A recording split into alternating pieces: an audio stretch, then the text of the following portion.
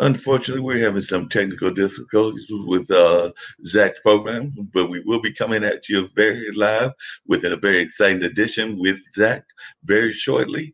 Right now, we're going to let you check out this band, a little bit of the announcement about Zach's show, and then we'll be back with Zach live very shortly. Like I said, we are having a little bit of a technical difficulties, but we will be back very shortly.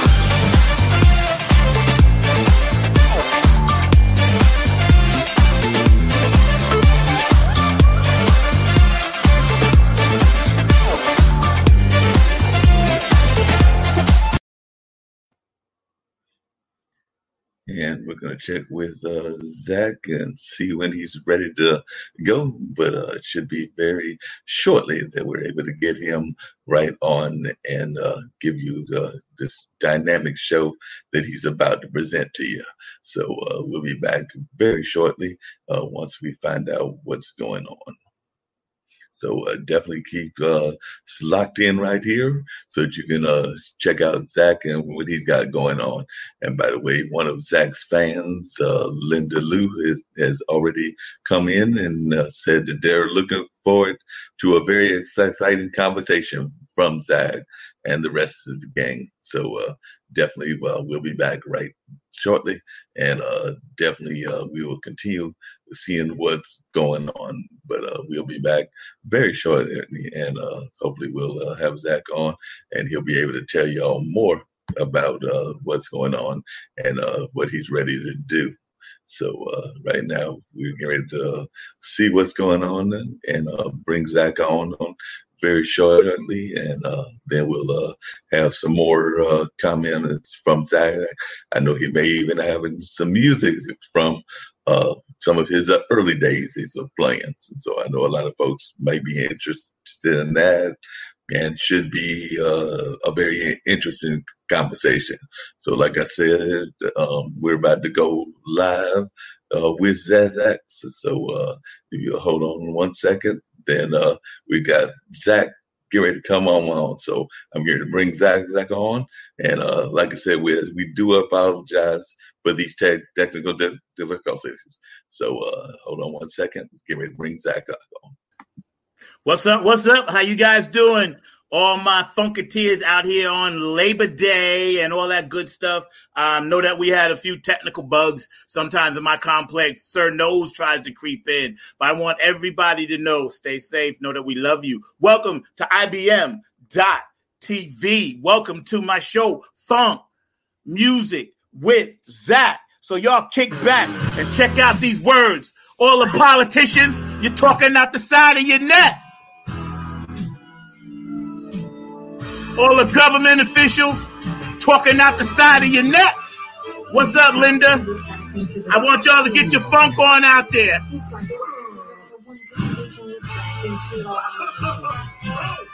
All the BS people talking out the side of your neck. All you racist thugs and gangs and KKK members talking out the side of your neck, y'all. Get your funk on. Because we going to burn this thing anyway. We're going to make it happen anyway. We're going to burn up the music scene. We're going to make sure y'all ain't getting away with this. Voter suppression. You're not going to get away with it. Intimidating people. You're not going to get away with it. We're going to make sure you ain't going to get away with it. Shooting us down in the street like dogs. You're not going to get away with it. You feel me today? That's what it's about. I'm fresh off my surgery. I'm ready to do this. Y'all Funketeers out there, let's get funky. Say ho! Say ho! Funk music with Zack. We're going to be coming hard from now until November 3rd, y'all. So dig it. Dig up.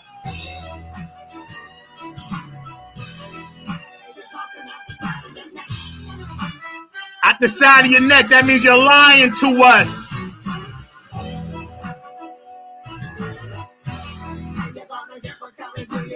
You're going to get what's coming to you yet. You wait, you dirty suckers.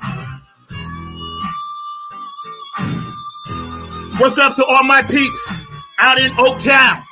All my peeps in Georgia? All my peeps in Florida? Texas is in the house. New York City is in the house. Virginia is in the house. Ohio is in the house.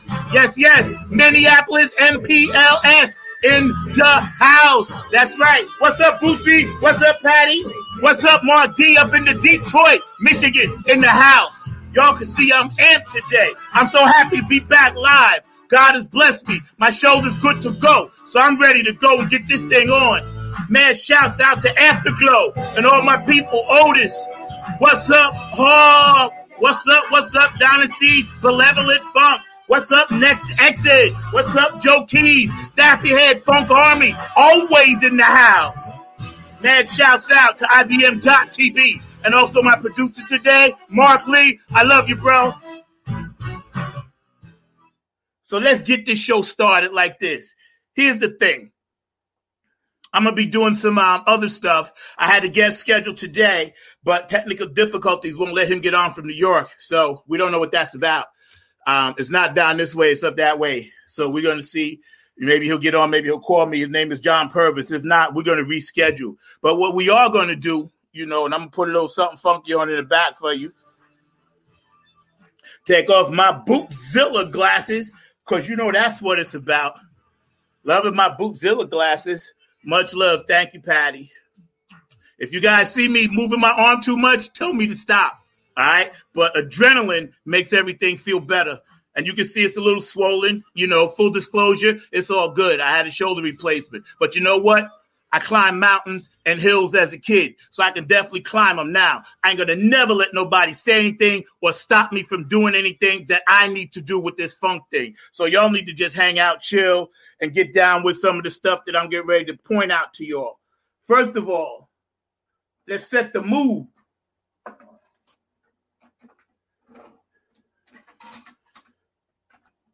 Going back to my heyday, when I first got into the funk.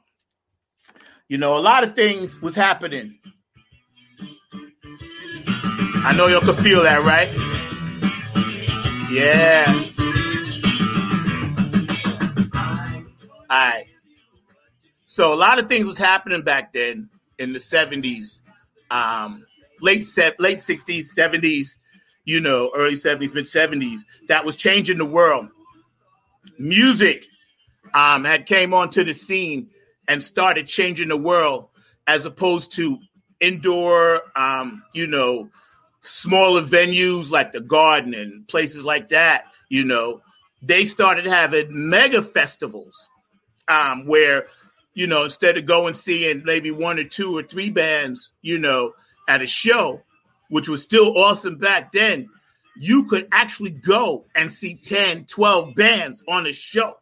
I remember the Budweiser Fest at Shea, but then the better one was at Giant Stadium in New York. And I remember there was 12 bands on the show. It was Cameo. It was Maze. It was Stephanie Mills. It was Ashford and Simpson. And it was Brass Construction, the Average White Band. And that's just the ones I remember because, you know, back in the day, you know, we did our weed. But I remember getting there at 9 o'clock in the morning and then leave till 1 o'clock in the morning. Music, all peaceful. Nobody rioting.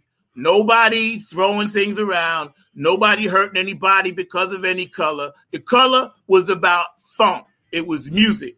As P-Funk would say, George Clinton, color me funky.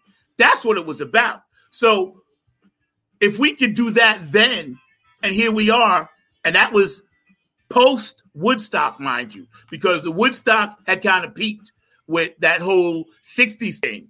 with Jimmy and Janice and the Doors, and Woodstock had peaked out, but the industry came up with a major platform for a specific black artist to kick it back then. And I know those of you old enough to remember will know what I'm talking about, because before that, yes, black artists could play the Garden. Yes, black artists could play certain things, but never other than Woodstock had there been, and Wattstack also. I'm not going to forget Wattstack. Sorry about that, out in California. I hear my California people said, hey, what about Wattstack? No, I didn't forget about Wattstack. That was after. But during that period, they were only in certain spots, like obviously Woodstock, upstate New York, Wattstack, California, LA, Compton, I believe. So what the promoters did, which was really smart, they said, why don't we take that and move it from state to state? And that's when it really blew up. I remember seeing Funkadelic at Randall's Island. I wasn't even old enough to be there, but I had snuck in with some older cousins of mine, told them I was going. They could leave me up there to ride. I didn't care. I was going to see Funkadelic, And when those major shows started going from state to state to state, what's up, Linda? I love you.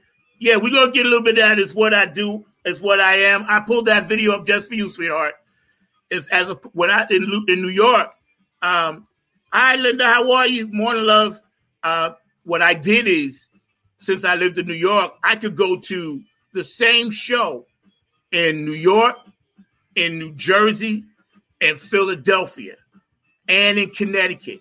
So there was 4 ways I could catch this Budweiser Superfest. Rick James was on it. He had just came out with Super Freak. That was red hot. Tina Marie was there. So within the course of a summer, I saw about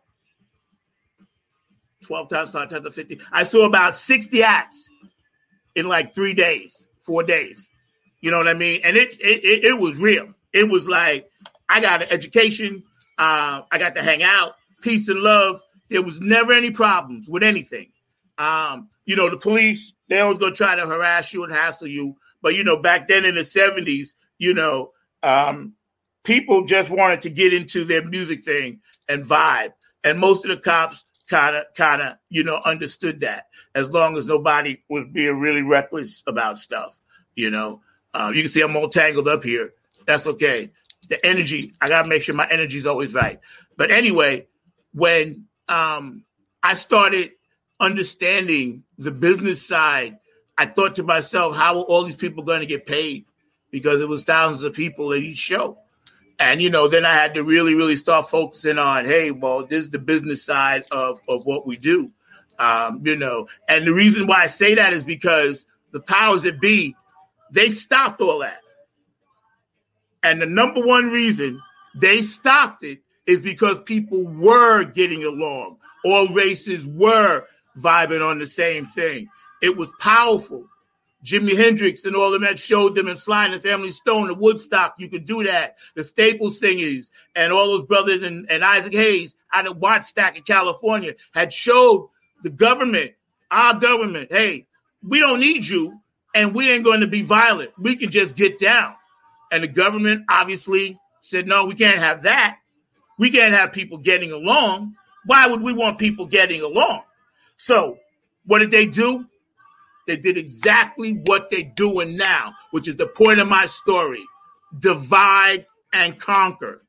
And that's when you started seeing record labels and the record company become more dominant as far as things that artists wanted.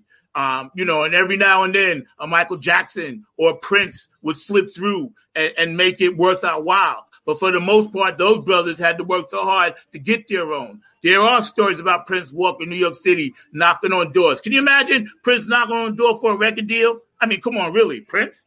You know what I mean? And this is how it was done. And because they don't want peace, love, and harmony amongst the races, so they started putting out this negative stuff. There was never a West Coast, East Coast war. That was all contrived so it could start something, which it did. Buy more records from Tupac or buy more records from Biggie. You see what I'm saying? So they're doing the same thing to you now. Wake up. You cannot be that sleep. I will not accept the fact that you're sleeping like that. That's unacceptable. Funk from the front seat, we do our thing on IBM.TV, but I will not accept the fact that you are sleeping on this. You can't be. This race should not even be this close. Why is it this close? What are people thinking about? The formula is in front of you. We have to make a change. We have to make a change. That's my opening monologue. We're going to get into this music thing. Hey, Mark, you back there for a minute. My producer, Mark Lee, excellent producer, run part one of one of those things that I pulled up, the history of Nappy Head. Just to set this up, we were the first black rock funk band. That's right, black rock funk or black funk rock band on Long Island to ever stream live. And everybody needs to know that. Even though the videos we did were more on the pop side, we were a funk band, so we used our pop side of us to get us in that door. We were the very first. We actually did make history. And I'm not tooting my own horn for myself. It's just for my guys and girls that were in the band that never got the credit for that they should have. And shame on you, Long Island, for doing that. Because we were the first. We did it first at a company called Stream Ring out in Patchogue. And we went live. So I'm going to give you a little taste of that. Y'all can check that out. Go ahead, Mark, kick that up. And then we're going to come back and talk about it. And I'll tell you why we chose that song. There you go.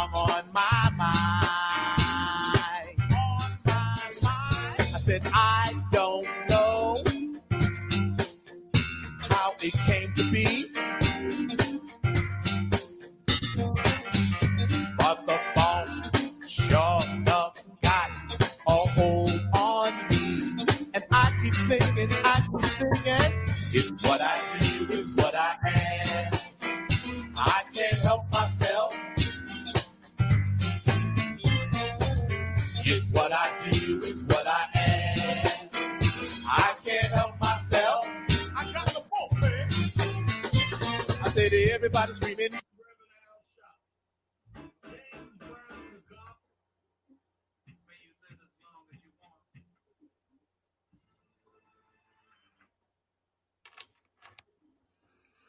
I'm not exactly sure what happened there. It timed itself out. Don't know why. Don't know why Sir Nose is trying to work against us today. So Mark, my going to take care of that while he's back there. I don't know what all that is on the screen or whatever, but maybe we'll figure it out. Not sure, but we're going to run that again. Anyway, the title of that song is called It's What I Do, It's What I Am, right? And the reason we had a lot of songs to pick from, we chose that song, number one, is because it speaks for itself. Because whatever you are, that's what you should do. If you're a doctor, just be a doctor. Stay in your lane. Don't come in mine because I'm a funk artist. If you're into the funk thing, do that. If you're into taking care of people like some of you first responders, mad shouts out to all my first responders out there. Y'all are all on the one, whether you work in a hospital, nursing home, or whatever. If you're good at that, just do that and do it the best you can. I'm not saying don't have other outlets, but we chose that song and we wrote that. And I pen those words. It's what I do. It's what I am. I can't help myself because no matter what else I do, I'm a funk artist. That's what I am. I'm a funk artist. A lot of times people, they don't really understand what that means to be a funk artist. And you can't really explain it to people. And you can't explain to people what it means to be a funketeer. They may not get it because it may just go right over their head. So, being a funketeer is about peace and love. It's not about starting trouble. It's not about spreading gossip. It's not about saying negative things to people. It's not about saying things that are gonna get people in a frenzy. It's not about going places with machine guns and militia. It's not about shoot people in the back as they run by. It's not about beating people, snatching people of any races. And I shouldn't have to say that, but I have to because people somehow feel like they're left out when they're not. But it's not about that. It's not about any of that. Being a funketeer is about peace, love, harmony, and unity. And that's what we promote here on IBM.TV. Peace, love, harmony, and unity. And that song is what I do. It's what I am. I can't help myself. It's for the everyday funketeer that works hard out there every day doing whatever it is they do, being a mom, being a dad, taking care of their family, understanding, the pitfalls of life, being able to survive off basically nothing all the time. And don't really matter if you're white or black, Black people seem to catch the brunt of the worst of it, but it doesn't really matter because there are a lot of people out there that, from all races that are struggling.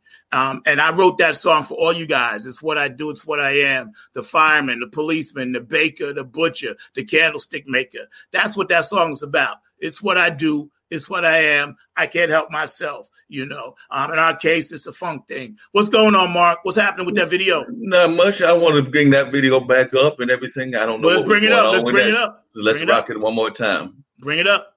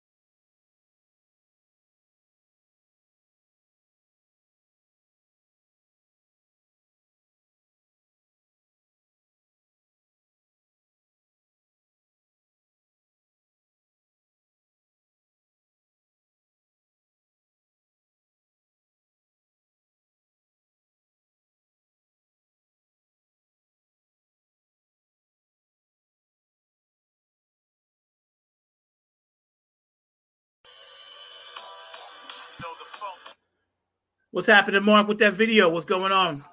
Yeah, Zach, it's rocking, and like I said, it was showing, it was playing and everything, and it was even saying it had sound on it, but you're saying that you don't hear it, so we're just gonna keep this I thing don't see it. rocking. I don't hear it. It's Hold all on. good, though. It's all All good. Just if you're tuning in, we're having a lot of technical difficulties today on Funk Music with Zach. What's up, Lance? How you doing, man? Yeah, I remember when they was trying to say stuff about disco too. You know, Lance and I talk. I have no idea what's going on with the production. So maybe the video will be up, maybe it won't. But I was talking about that song. It's what I do. It's what I am. Because you know, we wrote that for the average working class funketeer that used to hang out and come see us all the time. And that's why it was very important. We did that live on Streamring. It was very, very important. So, you know, they liked it. They dug it. We were the first black rock funk band to actually go out live off Streamring on Long Island in New York. And they put that out there for us. And it was kind of cool. And we did a couple more for them, you know, which we're going to try to get to as soon as we can figure out what's going on with the video part of it. But anyway, for all my fans tuning in out there, Lance and Linda and Lynn, how you doing? You guys are awesome. We're having some really weird problems today. I have no idea what's going on. But people trying to call me now. Yes, I don't know if I could tell you. I wish I could, but we're going to keep things moving because that's what we do. What's up, Lance? How you doing, bro? Thanks for your prayers and all that good stuff, man. Shoulders getting better. So anyway, we had another song on there called God, you know, and that was the title, G-O-D. And the emphasis of the song was that God doesn't always give you what you want, but he always gives you what you need. Now, I'm not saying you got to go to church. I'm not saying you got to go to a temple, synagogue, mosque, whatever. I'm just saying it lives inside of you. So that's what you need to get by, especially in these tough times. You know, we can't turn on each other. We just got to make sure that we're supporting each other. We're loving each other. I see too many people out there trying to turn on each other. What for? It doesn't make any sense. You know, it doesn't do anything but hurt another person. That's all it does. That's all it does. So remember that when you're out there about in the world this weekend and you see things that's, you know, you're not going to agree with everything, you know, you just keep it moving. Don't use your energy, your positive energy to turn and jump on somebody else about stuff because it's taken out of you. You know, God lives within. That's what it's about. That's what the world is about, peace and love. Carl Sagan wrote a book called A Pale Blue Dot. I suggest everybody read it. And it looks at our world from space. And really, if you went to space and you looked at Earth, you'd be like, yeah, okay, it's just a pale blue dot. Why do they have all those problems down there? You know, why do they hate people because of their skin color? Why do they hate people because of their economics? Why do they hate people because they're straight or they're gay? Why do they hate people because, you know, they choose to love somebody that you don't agree with? You know, it's all crazy. Any rational human being would have long since gotten rid of everybody on planet Earth if they came from somewhere else, simply because we can't even figure ourselves out. We're just a biological speculation sitting here vibrating, and we don't know what we're vibrating about. And the animal instinct in me makes me want to defend me, makes me want to live when it's time to die. Y'all see my point? I don't mean to come on strong. I am concerned. I believe in God, and I know law and order will prevail. If by chance it's just, equal, and fair, you know, then the law of nature will come and do her thing. She does not think. She thinks by instinct. Survival is her thing. Y'all see my point? Funkadelic. Wasn't quoted exactly accurately, but yo, I'm deep into the Funkadelic. So y'all get on that. What's up, Lance? I see you out there. I had a few things pulled up for you, but now we're just basically running on the fly because nothing seems to be working right today. But you know what? I'm used to that too. Getting back to that funk thing on Long Island. Yes, Lance brought up a good point when he said, you know, the industry put this stuff out. Rock flows and disco blows. Disco sucks. When that movement came out, that was all about a racial divide because disco minorities and hip white people went to dance, and rock, or your redneck thugs and, you know, your bikers, you know, went to rock most of the time. Now, I went to rock concerts, but I'm a musician, so I was there for a different reason, not to start trouble. And I remember things happening with a disco club next to a rock club. And then all of a sudden, 2 o'clock in the morning, people are fighting just because of that one phrase, death to disco. It was a movement. It became a national movement. That wasn't, like Lance brought up, and thank you, Lance, for that. Good point. That wasn't by mistake. That was by design. Death to disco. Again, racially divided. And this is what the industry, the music industry, has a part in what our government is doing. That's what I'm trying to tell y'all to stay hip. Because when all of that was going on, little by little, they were making it impossible for the Earth, Wind & Fires, the P-Funks of the world, the Frankie Beverleys of the world to put their product out to the masses. And then MTV came out, and I knew it was a wrap because MTV said, well, listen, we're going to program what you hear. We're going to let you watch it, but this is what you're going to hear. And only certain people are going to get on there. Quincy Jones had to fight to get Michael Jackson's Thriller and Prince's Little Red Corvette on MTV. True story. Look it up. They didn't even want black music on there. Now, how you going to have a music thing, right? TV channel with no black music? Then when they realized the profits of hip hop, what did you see? Yo, MTV Raps. See, it was all corporate. It's all by design, So people got to get hip to how corporate America and the evil things that they do have leaked and reeked over and raked over the music business. So artists don't really have a chance. Not anymore. And the problems that I see all the time, when you look back in the day, I go back and I watch a lot of stuff, concerts, because I just like the vibe of it. There aren't mass explosions all over the place. Yeah, you got some pyrotechnics and some tricks, but other than that, cats were just playing straight music. If you take away the lasers and you take away the explosions and you take away all the smoke and the fog and the 5 different rising stages, and you take all that crap off the stage today, pound for pound, you put an artist up there, other than a few. There's a few out here now, but the majority, they ain't going to roll with that. Not like what we did in the 70s and the 60s and the early 80s. Not going to happen. It won't even be close because we didn't need all that stuff. We just played straight music. Now, what we did with the funk thing, obviously, we learned it from who? George Clinton, Bernie Worrell, Bootsy Collins, and all of the P-Funk All-Stars, way too many to name. We learned it from them, right? So we're like carrying on that next thing. And we tried to do what we did, and we got stuff out and did what we did. And it was important that people know. That's why when Stream Ring came with us with that live streaming thing, even though we didn't do P-Funk songs, I wanted people to know we were doing our very, very best that we could to represent black funk artists of New York City. And that's what that was about. I don't know, Mark, if you have that video ready or not, but I'm determined to get a video in today. Funk Music with Zack live on IBM.TV. Y'all hanging out with us. Welcome to my world. Make sure you stay safe, obviously. Stay hydrated if you're out. Make sure you have your mask on and all that good stuff. Make sure you have hand sanitizer, yada, yada, yada, yada, yada. It's going to be up to all of us to make sure November 3rd, we pull this off. All right, here we go. We're going to try it one more time. See what happens, Mark. Let's make this play, baby.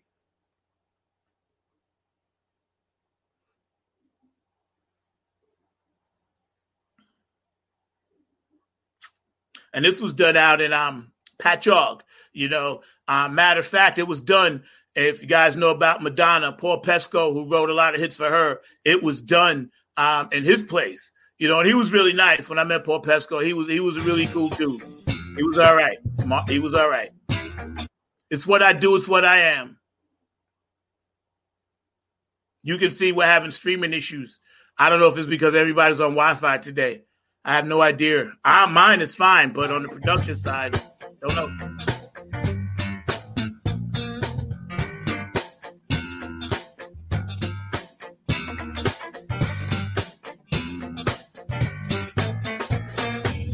It's what I do, it's what I am. I can't help myself. It's what I do, it's what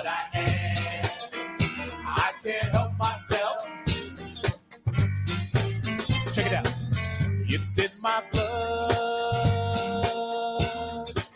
as thick as mud. Every morning I wake up with a song on my mind. Brings back good memories. I said, I don't know how it came to be, but the phone sure enough got a hold on me. And I keep singing, it's what I do, it's what I am. I can't help myself. It's what I do, it's what I am. I can't help myself. I got the funk, man. I say to everybody screaming, shout. We're gonna funk you inside out. R&B, drop the C. With a new funk nappy head. Bring all is as it should be. Yeah, I said we came to rock the walls. Bumping on the one you should be. It's the design effect, that's all. And I keep singing, y'all. It's what I do, it's what I am.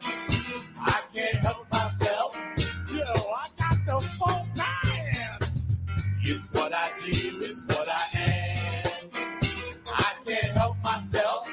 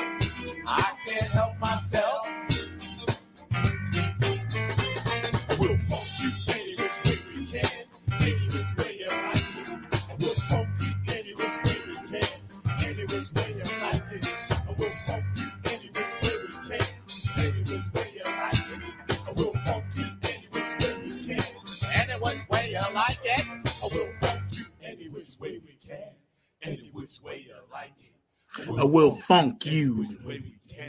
Any which way you like it.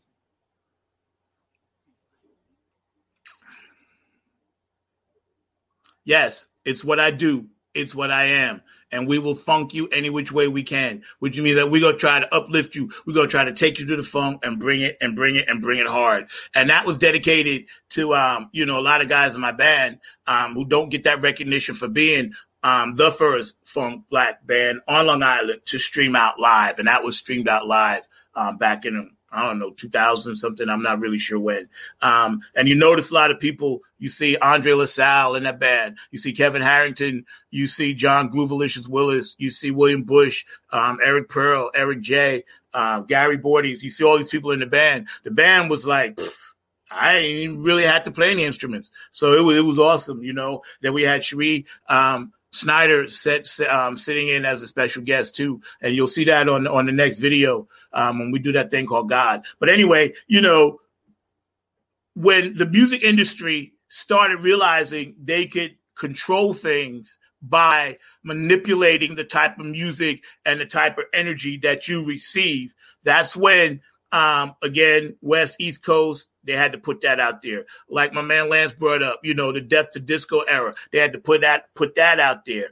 And they understood, yes, hip hop was a major economic commodity. So what better way to sell records than to create false rivalries? And again, I'll say it, creating a false rivalry. So you have to pick one. Back in the day, we never had fights and arguments over Parliament Funkadelic or Earth, Wind and Fire. We just listened to them both.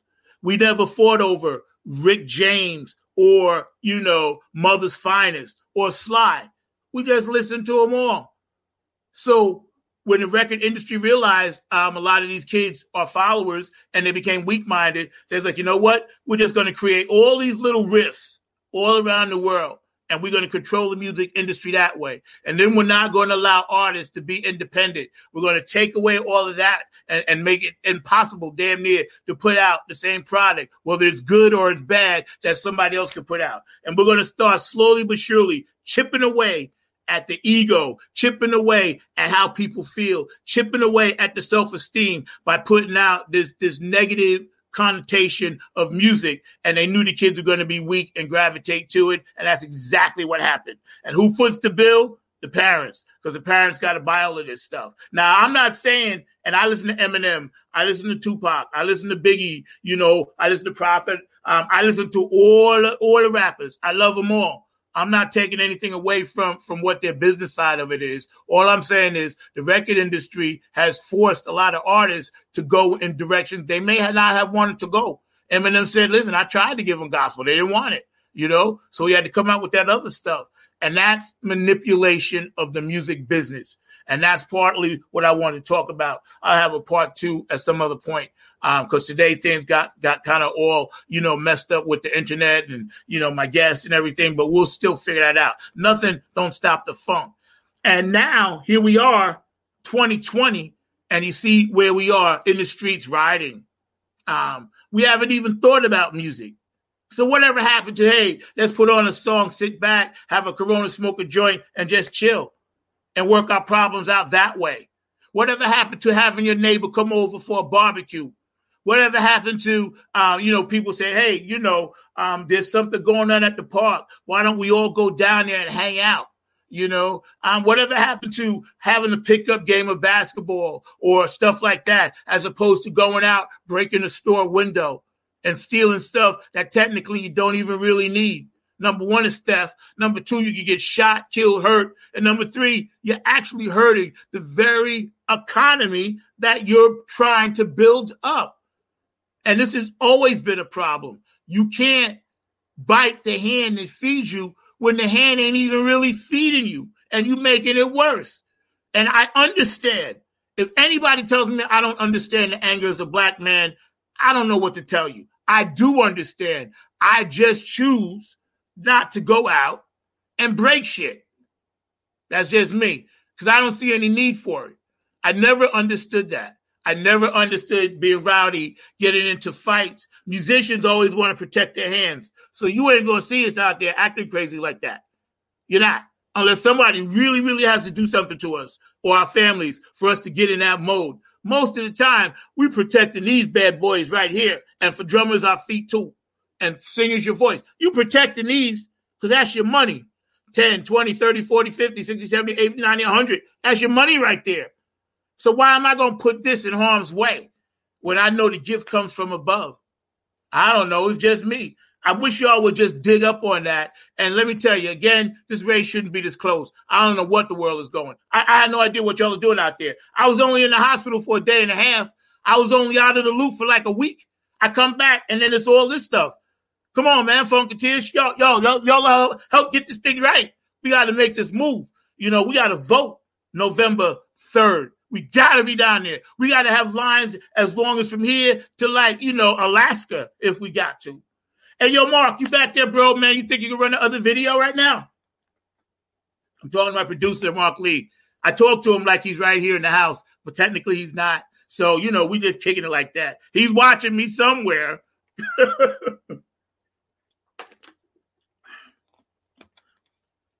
Stay hydrated. Wear your mask. Hand sanitizer. Stay away from other people, and try to be smart. All you parents, I'm a parent. I got kids in school. Do the best you can with your kids. Love them. Grandparents, love your kids. If you got nieces, nephews, and uncles, love them. That's what it is. It's about love. Got to teach people. That 17-year-old young man was taught that hatred by his parents. So what did they think was going to happen? Not only did he ruin 3 lives, but he also ruined his own. I wonder if his parents thought about that when they was prepping him with all of that BS stuff about racism. I wonder really, truly, in their heart of hearts, if their parents thought, you know what, this is really going to screw my son up. But, I don't care. This is how much I hate people. See what I'm saying? How can you have a logical mind doing that? To me, as I look back, I'm trying to be a hybrid and get on out of here to the next level, So why do we need violence involved in everything? I don't understand that. I never, even as a kid, I never understood that. I have no idea why we need violence involved in everything. Doesn't make any sense. Why do we need violence involved when people are trying to protest for their God-given human rights? The basic rights to not be treated like a freaking animal on this planet. And then I'm going to get shot too? We just did that 400 years ago, 300 years ago, 200 years ago, 100 years ago, 50 years ago, and now we're still doing it. We're not trying to elevate ourselves. We're really not. And that's the sad part. There are a lot of people on this planet, a lot of positive spirits that have been through things in their life that understand love is love, And if you don't understand love is love, you're going to keep continuing to do all these negative things as you follow a fool. And I'm going to say it again. Yeah, y'all following a fool. All right. Remember this. Somebody looking right at you, talking to you, telling you stuff, preaching stuff to you. You can't follow that man or woman. Can't be done. You have to follow a person. They have to have their back turned to you. They have to use what's called leadership skills. Then you follow. That's all I'm going to say. I'm waiting on this video to be pulled up. Thank y'all for hanging out with us today on Funk Music with Zack on IBM.TV. Today, our guest was supposed to be Mr. John Purvis out of New York, but he had difficulties getting down, his stream thing happening from New York. So we'll figure that out. We're going to have him on again. But I do want to tell y'all, next week, I got Benevolent Funk, Otis Hawk, Next Exit coming back, and they're going to hang out with us. And the week after that, on my Saturday show, Funk from the Front Seat, I got Joe Keys and the Late Bloomer Band. So that's going to be hot. They're going to be going live. So it's going to be tight. So, we still got things popping. Obviously, we're going to keep you in tune with what's happening as November gets closer to us. We're going to make sure that everybody stays safe. If you have a birthday today, happy birthday to you. If you have an anniversary, happy anniversary to you. If you have something special going on, a special event, something I should know about, there you go. It's special for you. And I believe, here we go. Everybody get up.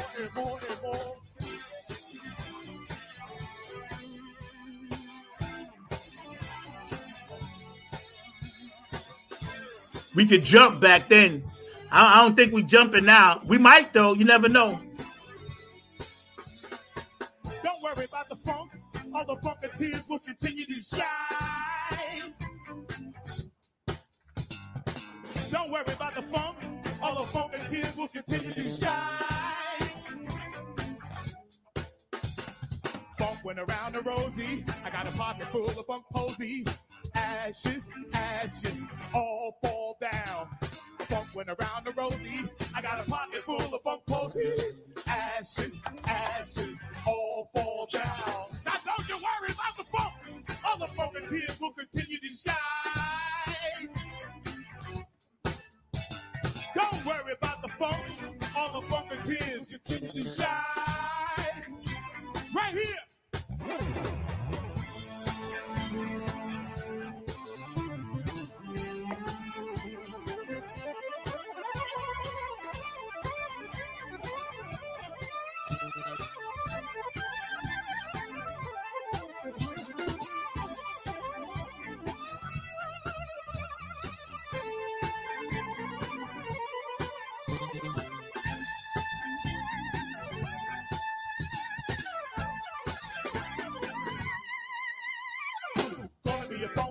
infection all over the world. Can't you see?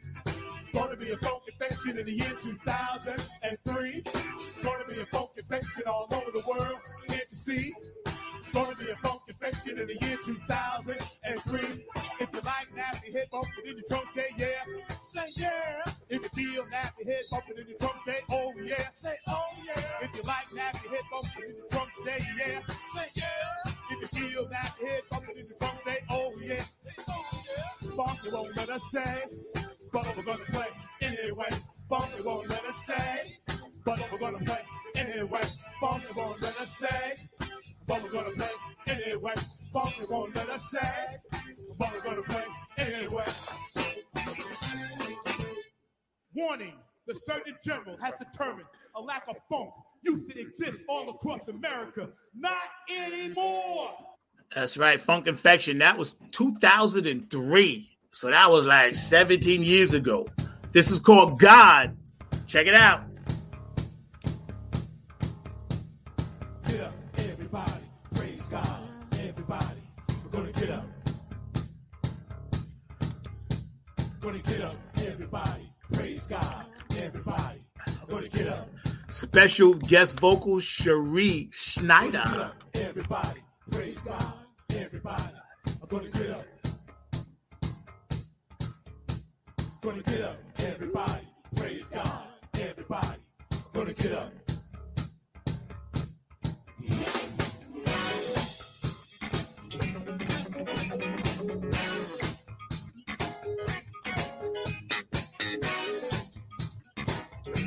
Always on the one. Thank you, Boosie.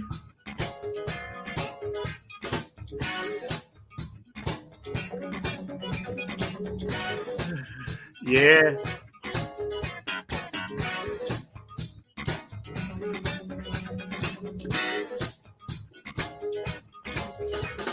You can't keep my card, but you can't drink from his well. God is my devotion, as deep as the ocean. Once go to church with us, you can pray a little bit with us. One thing that you'll always find, that in God and love we trust. God don't always give you what you want, but he always gives you what you need. God don't always give you what you want, but he always gives you what you need.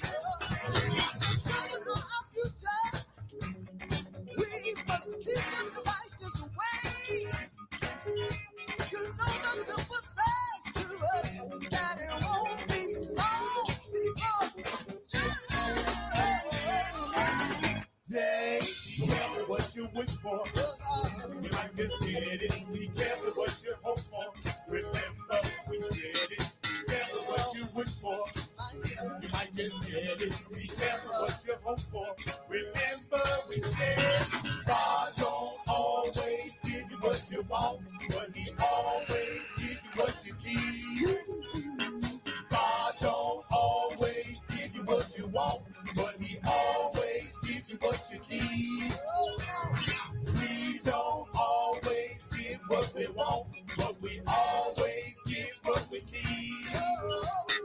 We don't always get what we want, but we always get what we need.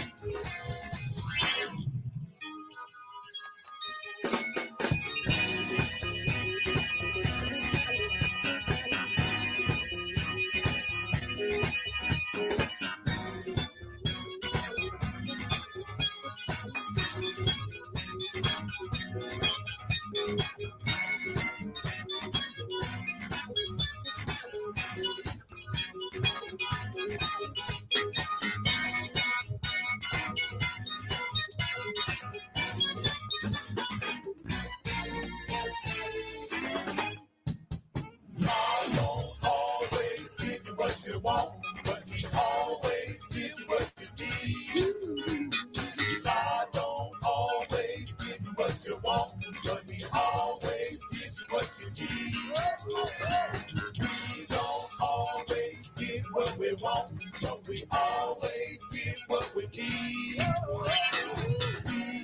Lance, back in the day, right? Remember? But we always get what we need. Just trying to let people know what's going on. And that was back then. We got some stuff out now as well. Hopefully, we can get it out. If we get the funding we need, Linda.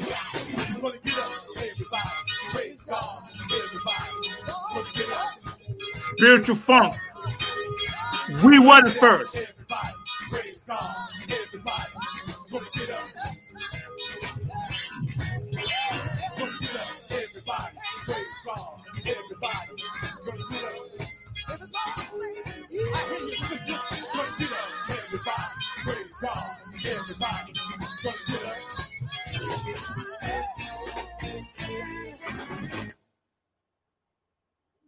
That's right. That's right. And, you know, thank you for all the kind comments. And you're right. We was talking about how, you know, the record label, Quincy Jones, and like Linda just said, they had to threaten to pull all their stuff off MTV in order to get black artists on there. So, again, the circle keeps going. But when we're going to even this thing out? And we're going to have a part 2 to this segment because it's time for me to run in a minute. But I just wanted to give a mad shout out to all the people hanging out with us on the thread. Linda, love you. Lance, love you. Lynn, love you. You know, all my Funketeers out there, David Brooks, and all the people that support Funk from the Front Seat and Funk Music with Zack on IBM.TV, my Saturday show, my Sunday show. Thank you. I'm glad I gave you some positivity because that's what I'm trying to do. Preach love, peace, and harmony. That's what we need. If we do not, then we are surely doomed. And we cannot let the naysayers just stop us from being who we are, which is positive, loving, beautiful people. We were put down here for that. Not war, not to shoot people in the back 7 times. Come on, man. That's ridiculous. You know, so keep this in mind as you go out this weekend. Know that there's a home for you here, IBM.TV. Always support, you know, our sponsors. And just remember that I'm not sure why that's so big, but just remember, you know, go out to the dollar store.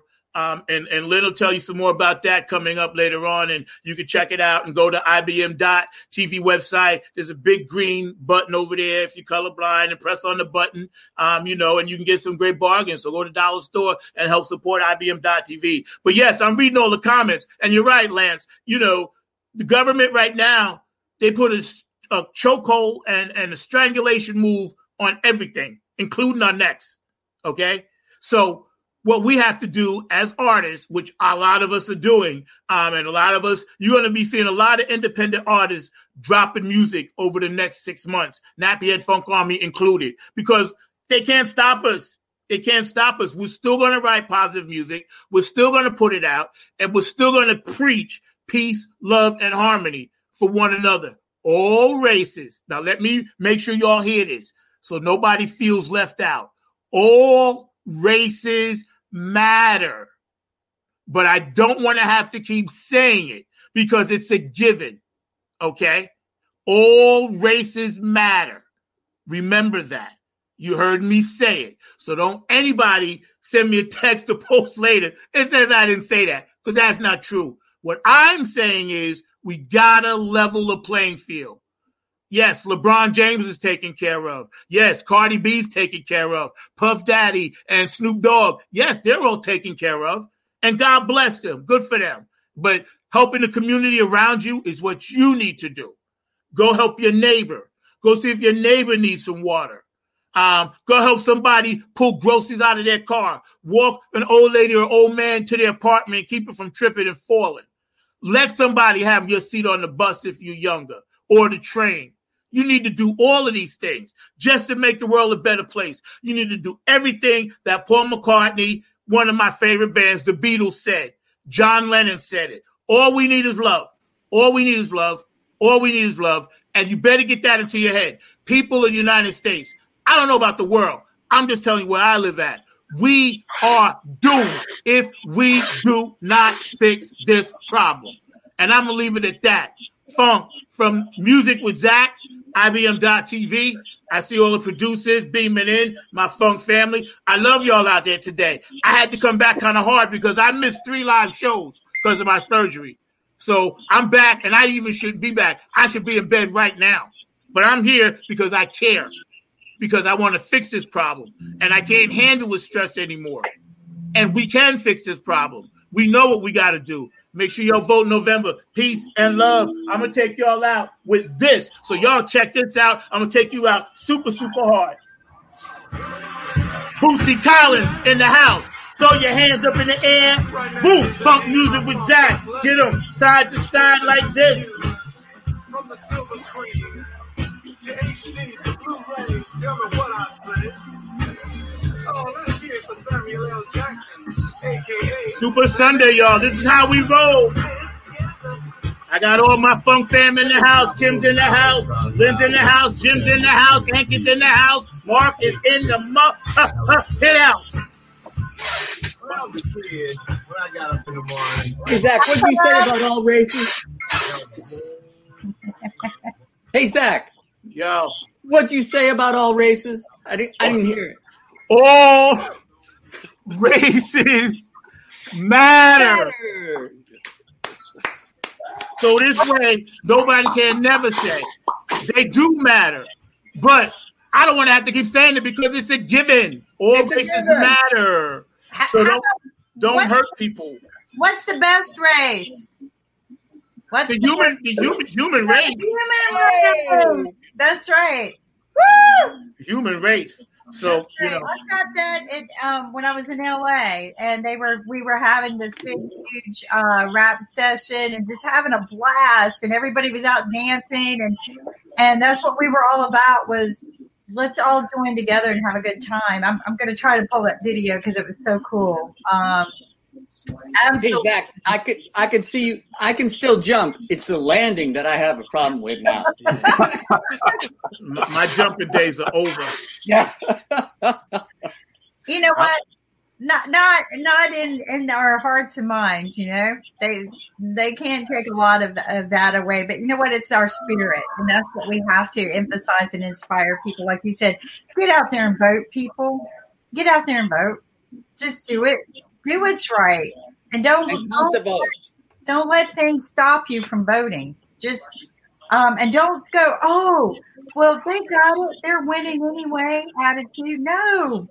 This is what I tell all of my kids. This is the one time your voice matters in this country. One time, and it doesn't matter if it conflicts with my vote. It's your vote. That's.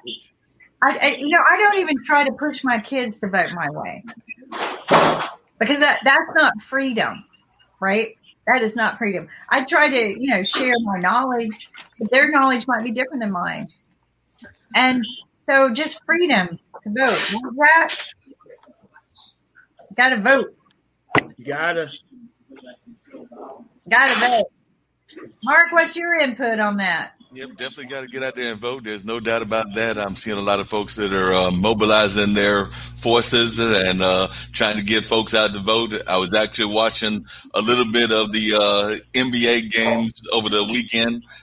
Actually catch 2 of them this evening, and I know that all the athletes, and Zach actually just talked about it, but a lot of them are out there trying to get the vote to go as well. So I know a number of them were out there definitely encouraging folks to vote, and they were making sure that it was known, not just saying it on their jerseys, but also making verbal announcements about it as well. So they were definitely telling folks to get out there to vote. I'm sure that there were folks that were mobilizing folks at the Kentucky Derby. I actually did not get a chance, unfortunately, to watch the Kentucky Derby. And I don't think your horse won, Kimberly, because I know you had picked a horse, and I think that horse, unfortunately, did not win. It came in third, it looks like. No, I picked 3. My horse came in second. I always pick 3.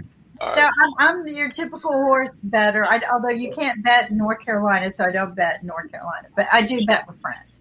But 3, my horse came in second. So I mean, Not bad. that's usually some money involved in that when the horse comes in second. So that's good. But I do know that a number of folks are out there mobilizing at that event as well. You know, I'm still not used. I don't know about the rest of y'all on the panel, but I'm enjoying having sports back to some degree. But it's kind of weird seeing like folks watching from their homes, watching from their TV sets, and kind of like this virtual world of watching sports. So, like I said, I know we're in the playoffs right now with basketball. We've got the playoffs coming up with baseball very shortly. I'm hoping my Brewers will do something, but right now they're out of the race. I think they're 2 or 3 spots back. But Lynn, you got something to say? Yeah, I just a lot of the stadiums have these cardboard people that are there. Right.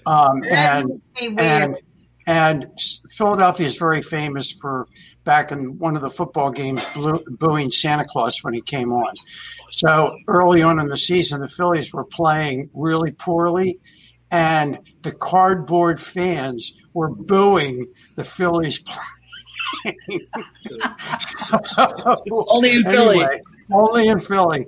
You know, it just happens that way. And by the way, can we give a moment of prayer for the Philadelphia Flyers who lost last night? They're out of the playoffs. So anyway, maybe next year is the next year.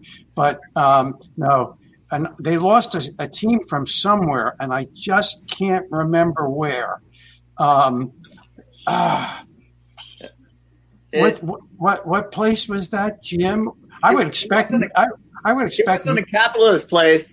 I was expecting Zach to jump in and say the team from where?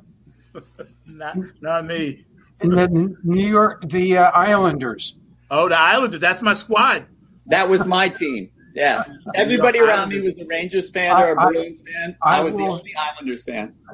Just record this point in history. I will say that the Islanders had the better team. Okay. Well, back in the 70s, we won 4 in a row. Don't you dare, Jim. Don't you dare. Okay, I'll put it away. What were you saying, Zach? You were saying y'all won 4 in a row back in the 5 in a row. We went 5 times, won 4 straight. It was the drive. Mike Bossy. Yes. So that's when they were big on Long Island. And technically, you could actually get a ticket back then for $22. So actual people could actually go see it.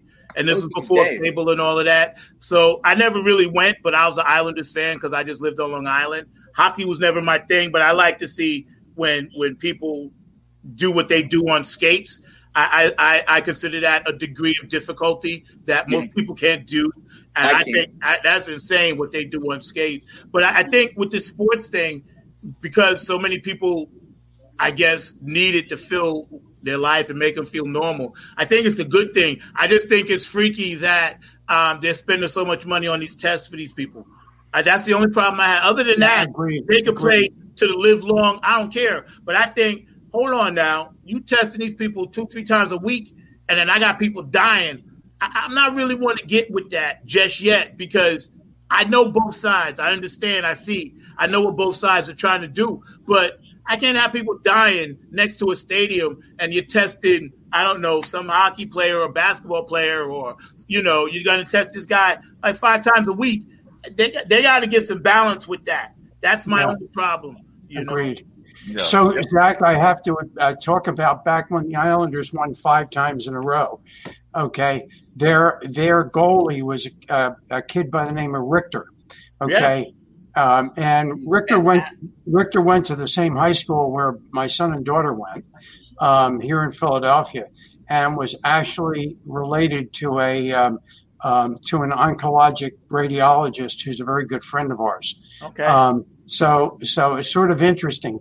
So I didn't root against the Islanders in those days, only when they played the Flyers. But other than that, they were the little engine that could. Nobody believed in us. Yeah, they were good back in those days. And then they passed the torch to Edmonton Oilers, and they ran 4 in a row. Yeah. So it's different now.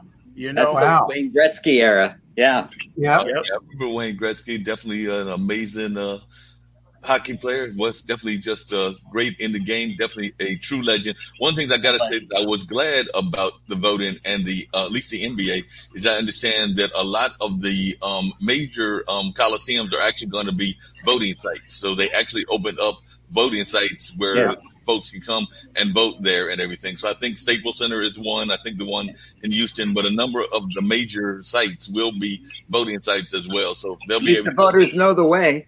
Yep. Yeah.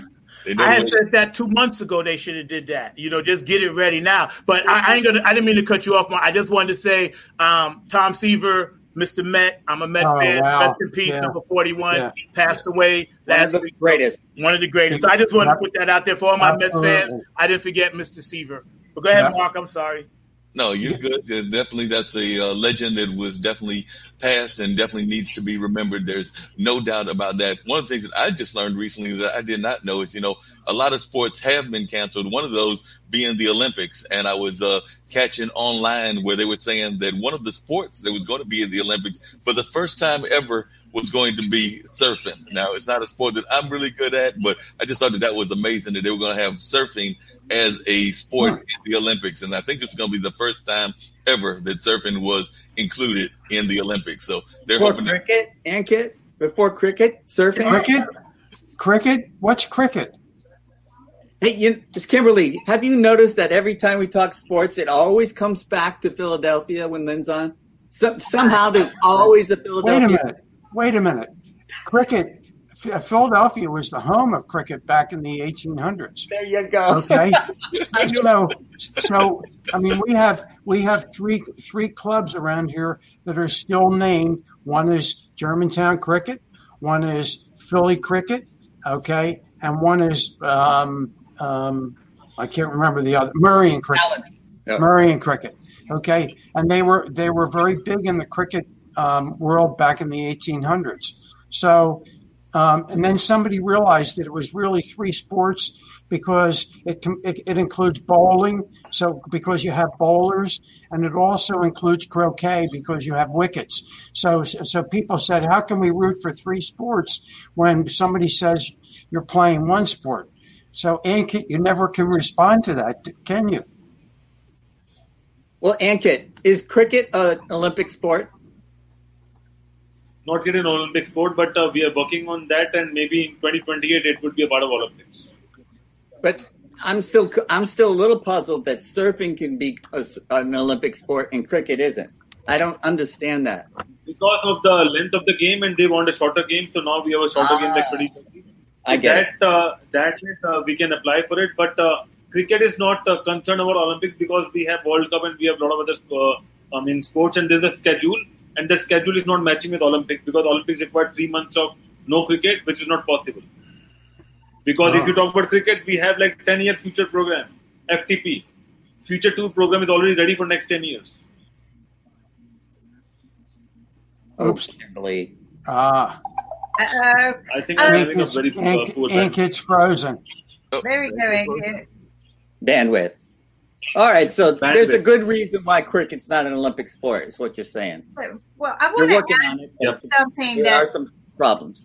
What has been in the horizon, and I hope he comes back. What has been in the horizon and in the making, especially with technology, is esports. Yes. And I'm interested in seeing where it's evolving too, because I work with a lot of VRX people down in Miami. But over COVID, the length of COVID, gentlemen, because I work with a lot of people who are big in inventing and people who are investors, right? A combination. And so a big investor that I was talking with in the beginning of COVID, he's investing in a new esports. And I thought this was interesting because another one in California, guess what he called me about? Guess what I'm investing in, Kim? Esports. So I go, are you investing in the one in New York? And he goes, no, I didn't know about that one. So we're going to see this huge explosion probably in the next 3 to 6 months by Christmas, esports. What it involves is probably a lot of VR and interaction with people wearing the VR helmets and body gear. There's VR body gear now.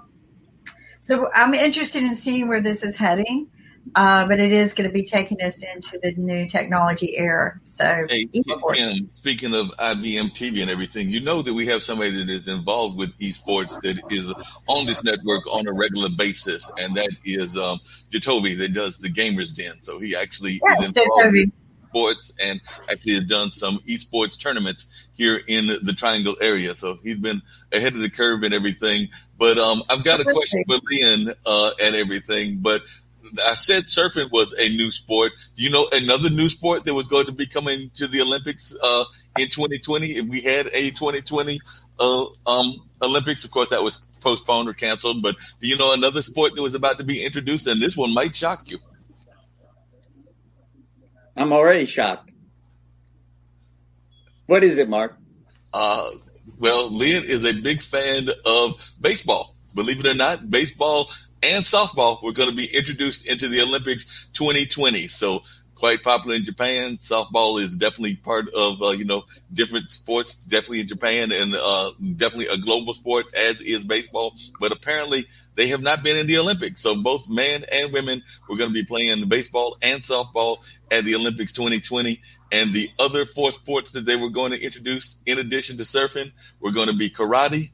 It was going to be sports climbing, and they were going to bring skateboarding to the Olympics this year. But I was actually shocked when I saw that, as popular of a sport as baseball has been for years and decades and even centuries here in America, and it's a global sport, that it had not been in the Olympics. So they were going to bring baseball to the 2020 Olympic Games. So that was going to be a very popular sport globally that they were going to bring to the area and everything.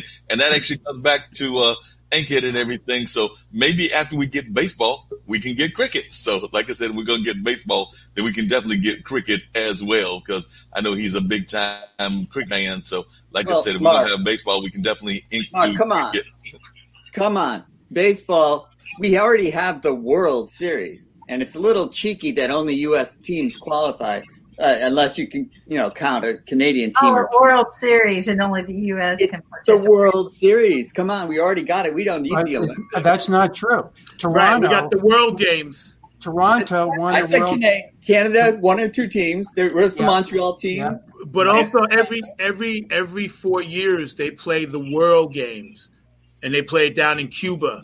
Yeah. And they have all the different baseball teams from around the world playing that. It's just not recognized as a Olympic thing, but they do it either the year before or the year after the Olympics. So they do have something set up for that, and maybe that's where it's going. But yeah, you're right. Over here, the World Series. And I just think it's a little cheeky of us to say it's the World Series. Yeah. Always is. Yeah, totally. Well, it's very popular in Japan. Very popular in Korea, actually becoming popular in Australia. I don't know whether you know that everybody talks about Hank Aaron and then Barry Bonds breaking Babe Ruth's home run record. But there is a Japanese player who hit, I think, more than 100 home runs than any of them did, and that was Sudahari. And so when people ask me, how is it, I've got to get this correct. Is everything is well? And I always say, well, last I heard, right? Anyway, I didn't say that right, but Sudahari was a fabulous baseball player. And we've got a lot of Japanese players coming to the United States to play. There's a guy in the Dodgers who I haven't seen because he plays for the Dodgers, but he's a two-way player. He can pitch and hit. Yep, yeah, there are. But I want to tell you what I wish had happened, and of course, obviously, you can't turn back the clock. But back in the 1800s, there was probably 1870s, there was a very great black baseball player, and I can't remember his name. And then racism got into it, and they banned the black players from the leagues, and it was a shame because there were so many wonderful back in the days of the old Kansas City Monarchs. Some of the best. Josh Gibson, the catcher, was just a fabulous ball player. wonder what Satchel Paige, who did get a chance to pitch in the big leagues, would have been like if he'd been able to pitch, when he was in his prime. It just he's good in his 40s. And so I mean that's sad, but that's of course history.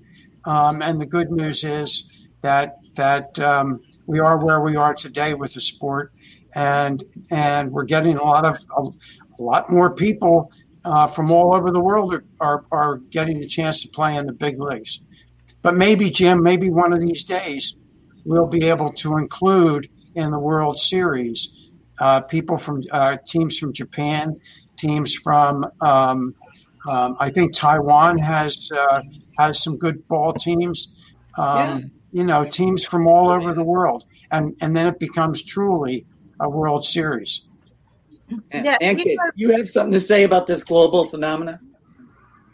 What I wanted to say is that I'm not sure the media is covering the news, but Olympics would be handling in Japan in 23rd July 2020, and now it's postponed for 1 year, and now it's started in 24th July 2021, and no one is covering that news. I don't know why, because Olympics is something where the world connects and be a part of one world and people talk about. And then in India, we are not that good Olympics team, but we generally follow all the US games back in India because we are just not on the top 5 table tallies in Olympics.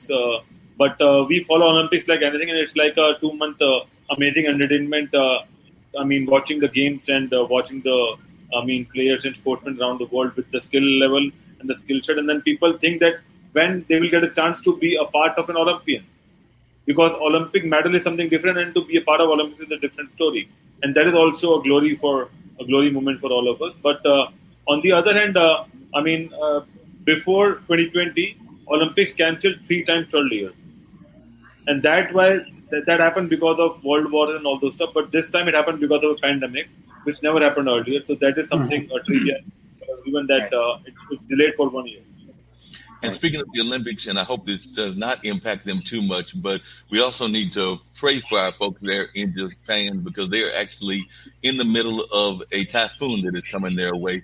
So they're actually planning to evacuate millions. They said the authorities have warned of record-breaking winds and rainfall from Typhoon Taichin, which has already brought down power lines and disrupted travel in the region. So they're already trying to mobilize millions. Japanese authorities earlier today ordered more than 1 million residents of Western Japan to seek shelter as a major storm lashed the coast with high winds and threatened record-breaking flooding. So it looks like they are definitely about to be under some very serious weather. It says local officials have ordered 1.8 million people to evacuate 7 prefectures across the region and recommended that 5.6 million others across 10 prefectures seek shelter ahead of the storm, which was expected to pass by Japan without making landfall and head toward South Korea. So definitely serious weather is coming their way. So our prayers definitely need to go with them because it looks like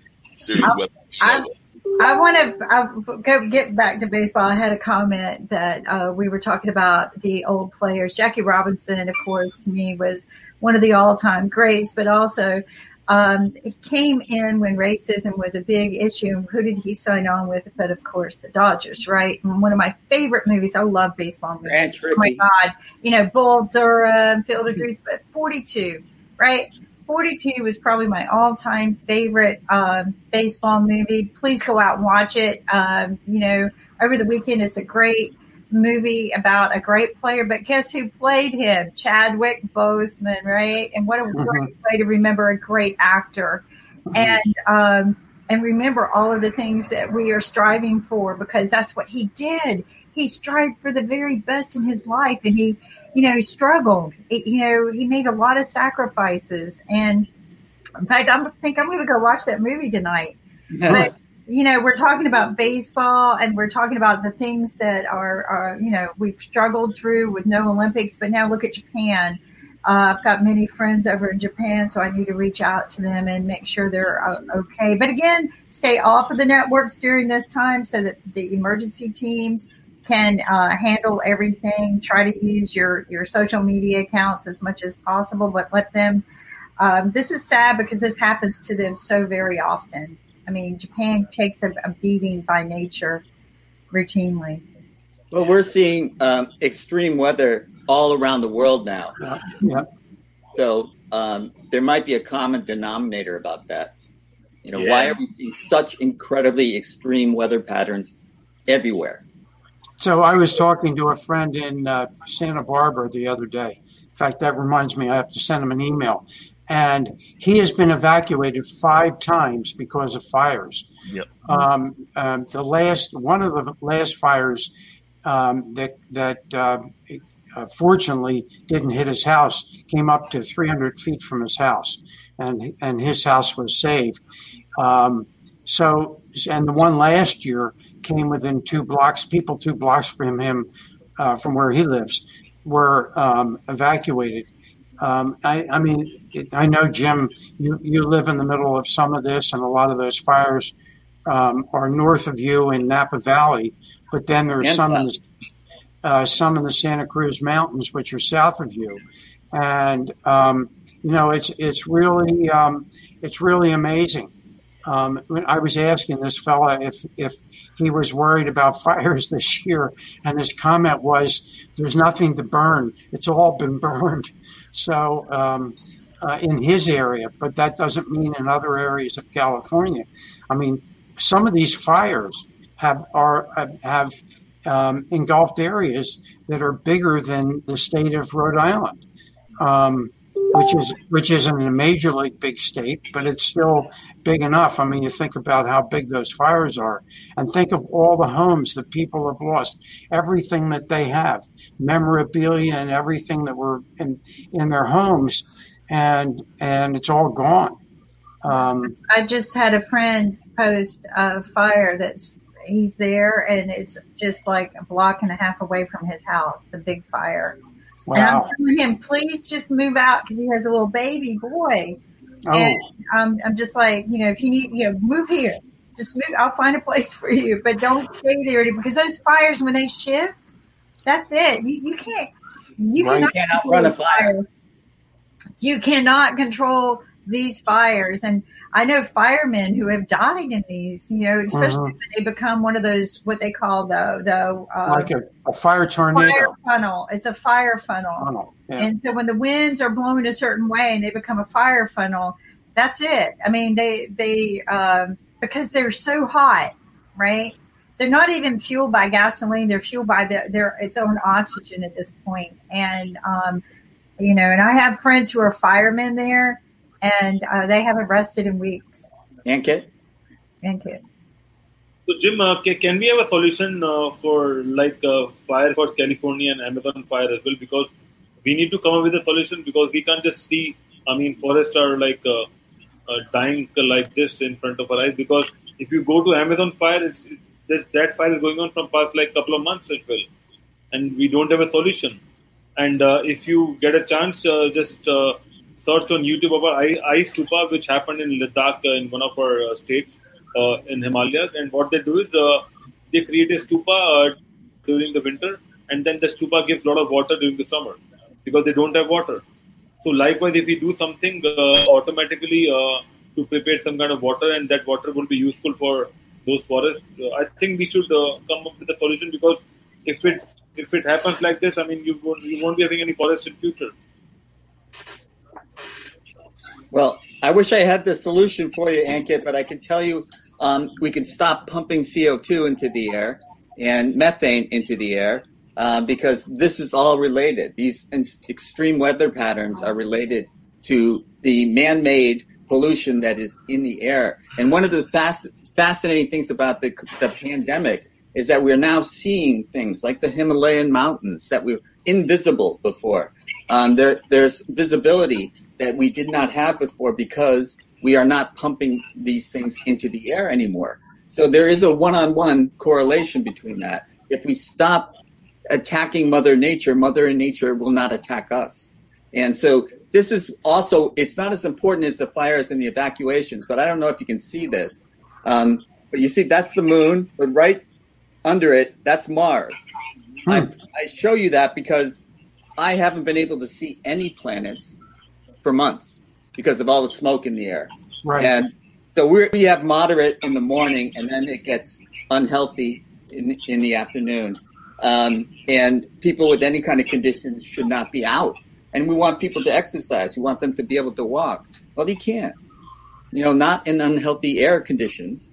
And so I saw Venus and Mars today for the first time in a very, very long time. And probably won't be able to see it tomorrow. I don't know what, but I still can't see stars. Yeah. Yeah. Everywhere. Yeah. I have a friend who lives in Soquel, which is right east of Santa Cruz. And when he goes out of his house, he gets drenched in ash, which comes from the fires in the Santa Cruz Mountains, which for him are fortunately northwest of Santa Cruz. But still, it's I can't imagine the air quality has got to be horrible out there. Yeah. So anyway, in the morning we can, like Ankit taught me, you can open the doors and air out the house, but it very quickly becomes unhealthy. Mm-hmm. Yeah. Getting back to what Jim said about catastrophes or the word, I don't know what word you use, but we're having all of these weather events, major weather events. And a lot of people have, again, made that into something that doesn't have to be political. Science is not really necessarily a political thing. And we've lost how much off the polar caps, and it throws off the birds, and the eco cycle is all screwed up. And then you got tornadoes, fires, floods, and then you have some places that are just like burning up with heat. Like, well, it's 130 degrees in Arizona, something like that. And there was no fire, no nothing. It was just pure heat that they said they had never felt the likes of before. So my thing is, okay, how do we take something that is not a political thing, get it out of the hands of the political people and give it to common sense people? How do we do that? Because until we do that, we're screwed. And it doesn't matter Republican, Democrat. I'm just saying, how do we take the tangible thing that we need, which is we got to fix our environment, and not make that a thing where people have to fight over it? I guess is what I'm trying to say. You're so right, Zach. We definitely need to do that. And it's just crazy, some of the things that we're seeing even in the world and everything. I was actually just recently talking to some friends of mine that live out in the West Coast, and they actually brought up the fact that in one of the cities where one of our producers lives at, they're actually going to be doing their show later on in this area, talking upstream. But where they live at in Colorado, they're about to have what amounts to, I think, a 70-degree swing in 2 days, because it's supposed to be close to like 100 degrees today or tomorrow, and then by Monday or Tuesday it's supposed to be down to like around 30 or 35 degrees. So they're supposed to have a 70-degree swing in a matter of 2 days. That's just incredible to me that we're having these kind of drastic swings in this day and time. But that's happened before in Colorado. I've seen it be one temperature in the morning. In the afternoon, it gets really, really hot, and then at night, you're below freezing again. So Colorado has that, and Salt Lake City can do that too. Yeah, but weather is not climate. Well, right. knows climate changes have occurred, and if I've been watching, reading the National Geographic for years about this. Right? How do we take it out of the politicians' hands? Right. People have been doing that for years, but the problem is it costs money. It takes regulation sometimes, but it takes people agreeing, shut down those smokestacks, right? Stop polluting the water. It takes people, but people with money, they're allowed to do these things. And it took a huge move, and I forget what country it was in. I'll have to go pull it. But they've got 7 nuclear stacks stopped. They no longer use them. They found another means to produce their power. But that took a lot of money. That took a lot of political pull. But like you said, Zach, why are our politicians controlling the air we breathe and the sun? Why do they control whether I can have solar connect to my house? That bothers me. It's crazy. I can't connect solar to my house unless the government's involved. That's wrong.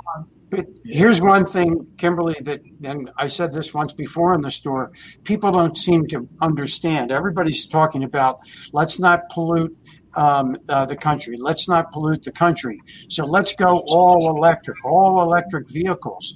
Well, first of all, batteries themselves are dangerous, and actually the components of batteries are much more polluting than people understand.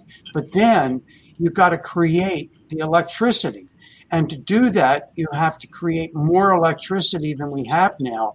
And 40% of our power generation is based upon coal, which is pollution, which causes pollution.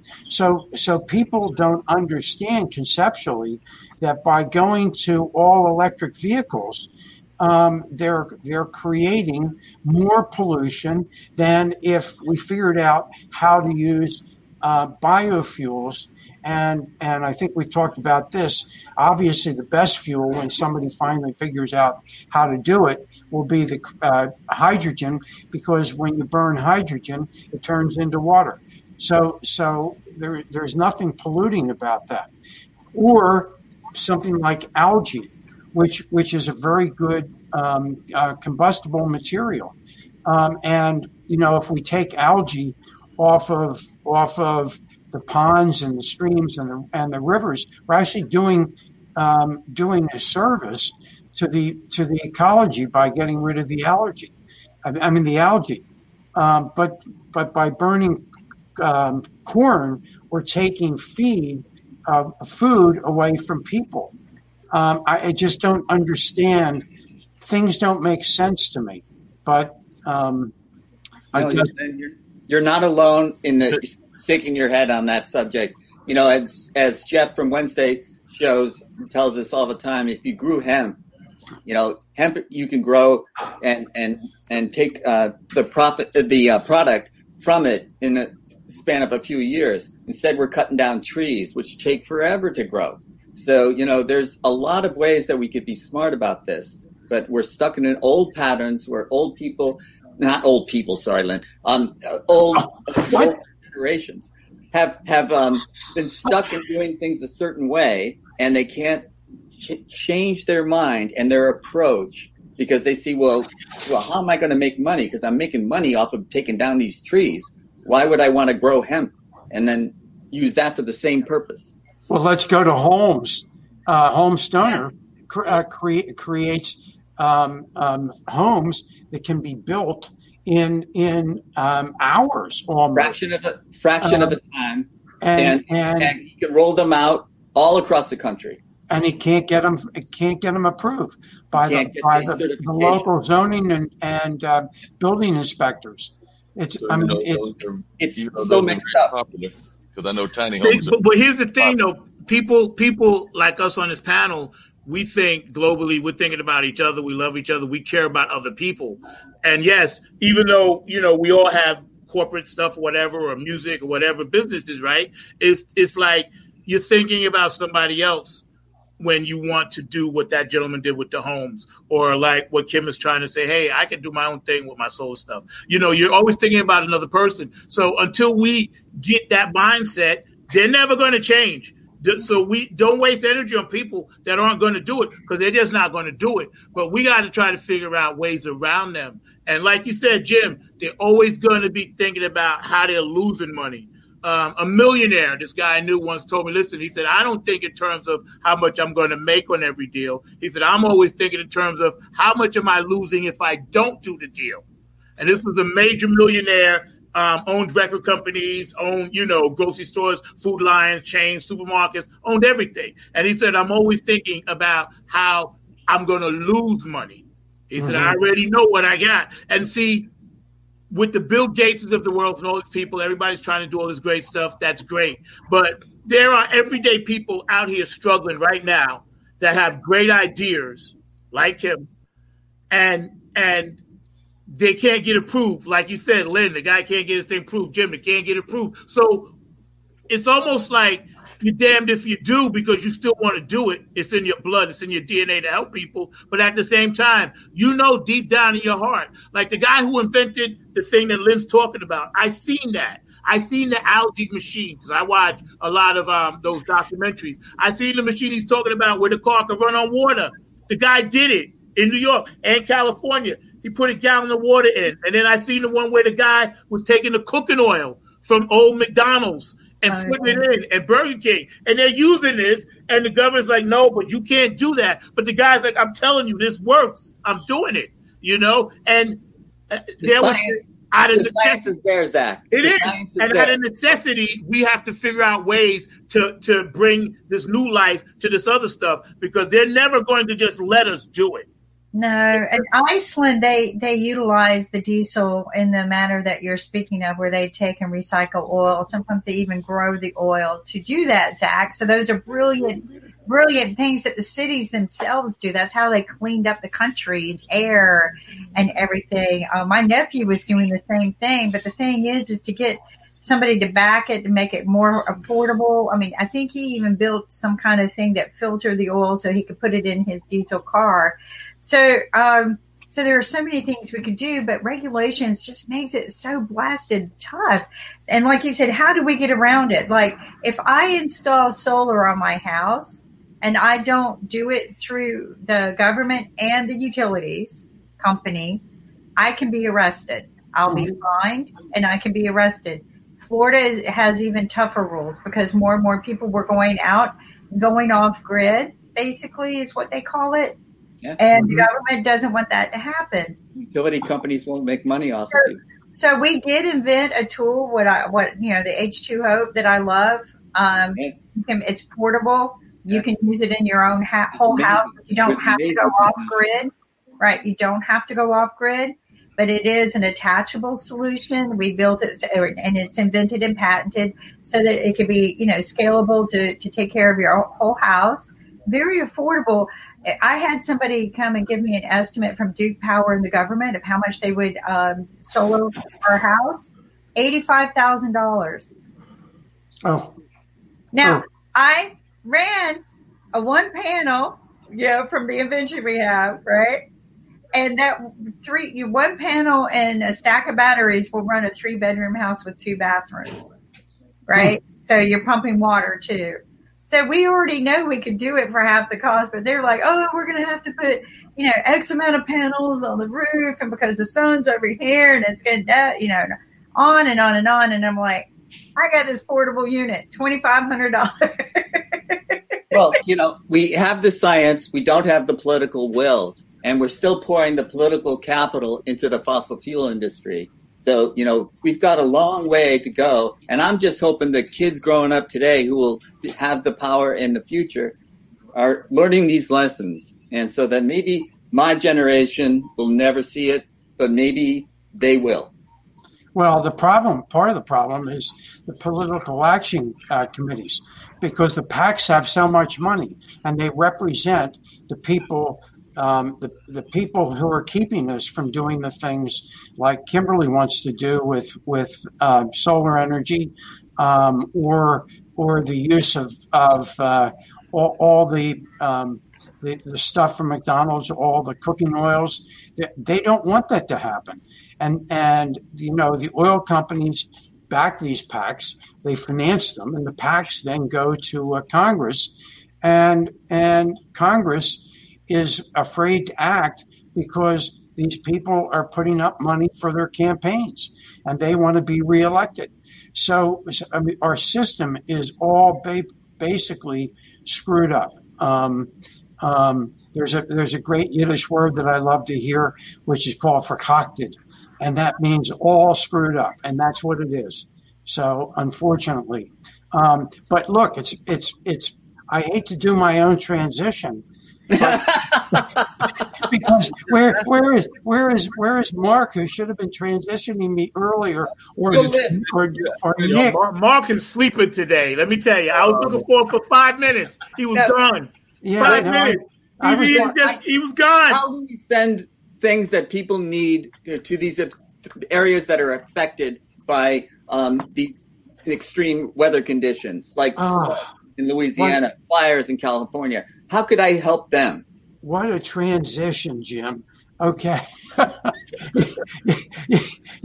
Anyway, what can I say? So we're going to talk about our online dollar store, okay, which is we support Money Masters PBS, which is the owner of IBM TV. And by supporting us, you can also do a lot of different things. By supporting our store, you're giving, forget about the face mask for a second. You're giving to a wonderful, wonderful program that Money Masters PBS has. Their mission is to reduce the gap between poverty and financial sustainability by providing financial education that results in financial fitness. But aspect number 5 of financial fitness is paying forward. Well, you can do that by helping the people in California who are suffering because of the fires and losing their homes. You can do that with the people in Louisiana who basically, because of Hurricane Laura, have lost power. They've lost all the food they had. They've lost pretty much everything in a lot of homes in Lake Charles, Louisiana. So what can you do? Find a not-for-profit in those areas at the address and send stuff from the dollar store. Send essentials that these people need. Send soaps. Send things for the kids that the kids need to keep them occupied until they can get back to their homes. If they're babies, send some baby products. We have good quality products. And when you do that, not only are you helping the people in need in places like California and Louisiana and other places in the United States which may have needs, but you're also supporting the mission of Money Masters PBS, and you're saving money because our products are less expensive. They're not cheap in terms of being cheap products. They're quality products that we sell for less money. So why not go and accomplish 2 things of the 5 aspects of financial fitness? Number 1, which is save money. Number 2 is invest that money, because when you do, you have it to spend on essentials, spend for your taxes, and you have money left over to pay forward. Whatever your favorite charity is, that's fine. But when you save money on the dollar store, okay, on our dollar store, basically what's happening is you are also contributing to the mission of Money Masters PBS. And Jim, I hate to take this away from you, but Zack started it. He said, you don't even have to worry about the link. Just go to IBM TV, look at the big round button. It is green, but you don't have to worry about that if you're colorblind because it's big and round. Click on it, takes you right to the website. And that's where you want to be, because we have over 4,300 items. Look at that big button. Yeah, there it is. And I'm not colorblind, but my father was. But because he could see circles, okay, he could click on the button. So click on the button. I don't know who's bringing up some of the pictures, but whoever is, if you bring up the website, all you have to do is click on Shop the Dollar Store. Okay, click on that button. Click on that button. Click on that button. Oh, well, and you get 4,300 items that come up. And I'm not going to describe all the items. I do want to say that we have face masks, okay? And by the way, we deliver for free for orders of $25 or more. Well, 50 masks cost $25. So, Jim, how much is that per mask? 50 cents? 50 cents. Okay, but we also have a gift token program. And people immediately get $5 worth of gift tokens just by signing up to become a customer. Well, now if you shop and you buy the face masks and you apply the gift tokens, it's going to cost you $20, shipped for free to your home. Okay, and now how much? No, Jim. It's 40 cents. Oh. Now, if you sign up as a customer between now and the end of the month, you get an additional $5, which is $10. Okay. Oh, now I it's got going it. to cost you $15. And now, Jim, Okay. now it's 30. Now it's 30 cents a mask. I skipped ahead. You skipped ahead. Yeah. And we have great products. We have CBD products, CBD patches. I have to go out and do some work in the yard when we get off here. I'm going to use the patches because I have tendonitis. As Kimberly always says, use them ahead of time. We have things like Kimberly's favorite. We have the Minion napkins. So 4 of the 5 of us are members of the Minion Napkin Club here. Zach, you got to get in. You got to get your Minion napkins, okay? And we're going to send them to Anki. Minion guy. There you go. So lots of stuff. CBD patches, CBD gummies. CBD gummies, you bet. And so, in fact, actually, my wife and I were looking at the site this morning, and we're going to order some of those. Because I have so much going on in my head, I don't sleep well. Get up and read the National Geographic. Kimberly, that's when I read the Geographic, is when I can't sleep. But now I may fall behind on my National Geographics because that will really put me to sleep. That'll knock him right on out. Lynn, did you mention the 5 for 5? Well, you mean? Yeah, I did. Yeah. Okay. Yeah. And Mark was asleep again. Yeah, that's right. Mark was looking at more of the items, and we keep doing that, sure, because we want to confuse Mark. We don't want him to get to the end. He wants to get that hammock. Yeah, he wants to get the hammock. Anyway.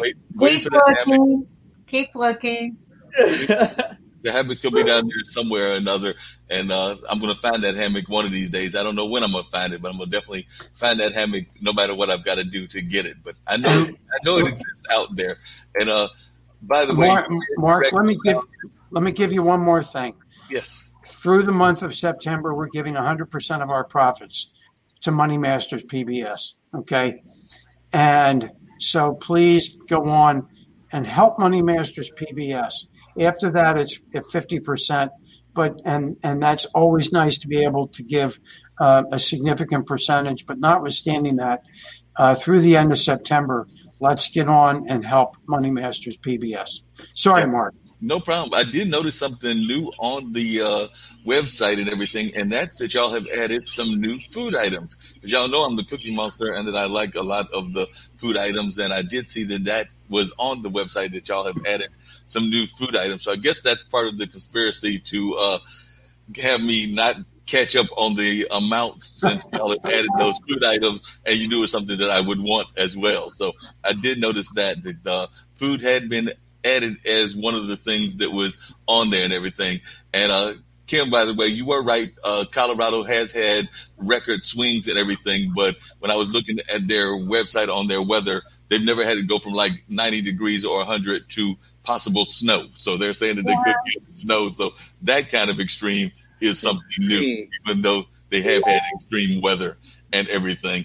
And I know a lot of folks that are here, and I do want to just give this shout out about a holiday that's going on. And I'm wondering, because you usually tease Jim about where he's from in terms of being in that part of California. Of course, we're getting ready to celebrate Labor Day, which for a lot of folks, that's just a day to go to the beach or to get out and things of that nature. But I want to know if folks on the panel know the real reason behind Labor Day and what Labor Day is actually supposed to be a celebration of. The working class people. Labor. You are absolutely right. It's supposed to be about the working class people, labor, and to be more specific, it was actually a holiday to celebrate our unions. So the unions that exist here in America. So it's supposed to be a union holiday or a holiday to celebrate the labor movement. So that's actually what the holiday is supposed to be about. Yep. Labor to celebrate the unions. And the peaceful part of it. Right. Well, I will say this. We took a big celebration because of the unions one time when I owned the phone company, and the phone companies decided to do a lockdown up in New York. So, of course, we couldn't do any work in that section. So I gave that whole team that worked with New York time off until the unions came off. So I said, pack up everything. We're going to the beach. So everybody brought their families and everything. And it was funny. We were sitting out on the beach, and we noticed a lot of people out there. It's an odd time of year, right?